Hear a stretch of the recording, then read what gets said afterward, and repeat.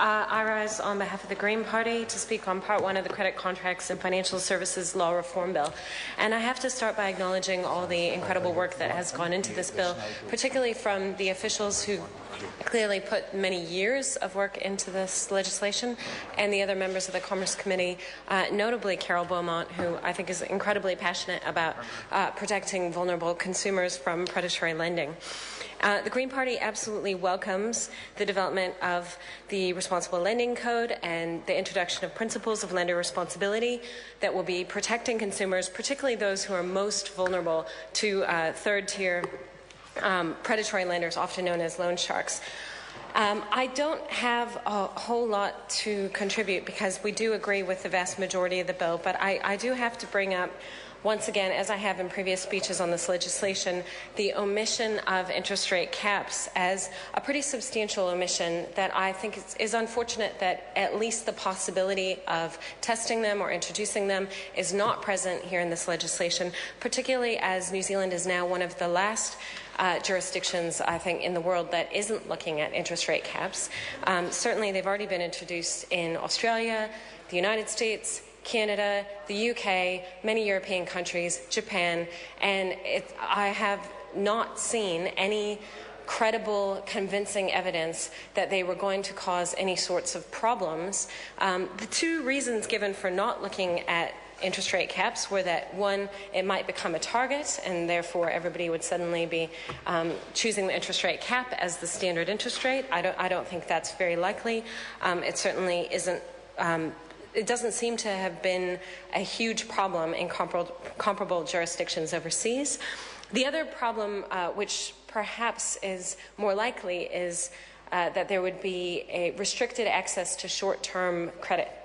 But I have to say that the demand for short-term credit is a symptom of growing inequality. And it's true that interest rate caps in and of themselves are not going to be enough to deal with the problems of growing inequality. But I think we need to acknowledge that we are in a vicious cycle of inequality, and third-tier predatory lenders are part of that vicious cycle.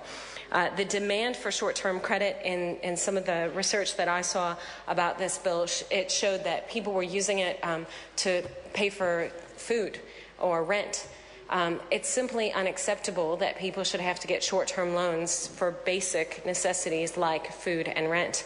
And that problem is only going to get worse if we don't have public policy responses in other areas of this country that are going to address the problem of growing inequality, where there is a widening gap between the rich and people who have quite well off, and those who simply don't have enough, who are struggling to meet ends from week to week, and who therefore are in need of short-term credit.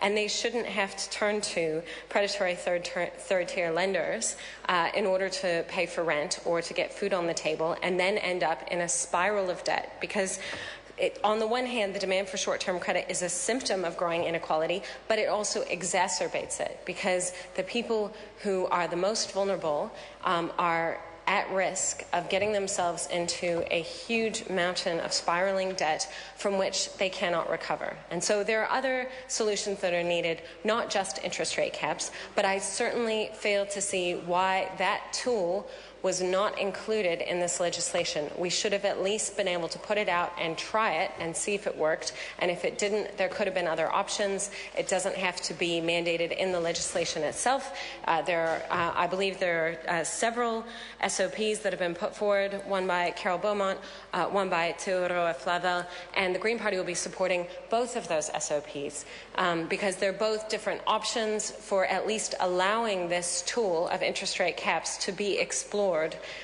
here in New Zealand. And I certainly think that given the amount of work that went into this legislation, the number of submissions that we heard, the number of years it's taken for it to get to its committee stages, it's hard to see if a year or two or three down the track we are still seeing the problem of usury and exorbitant interest rates, there's not going to be a tool to deal with them.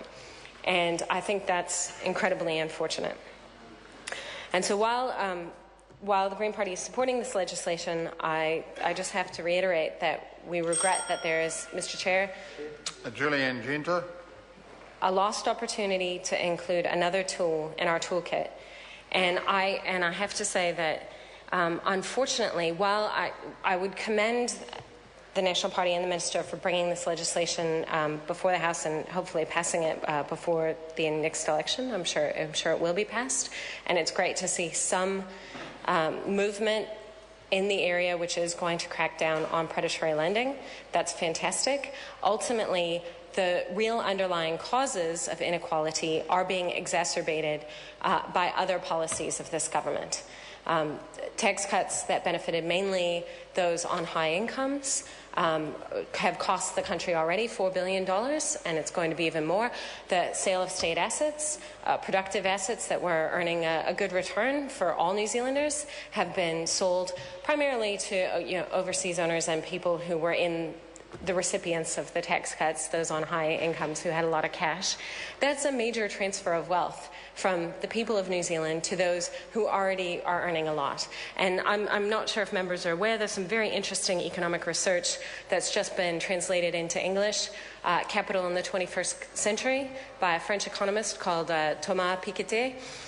Fascinating research, and what it demonstrates is that when the return interest rates are higher than economic growth rates, and the return on capital is higher than economic growth rates, there will be concentration of wealth and growing inequality.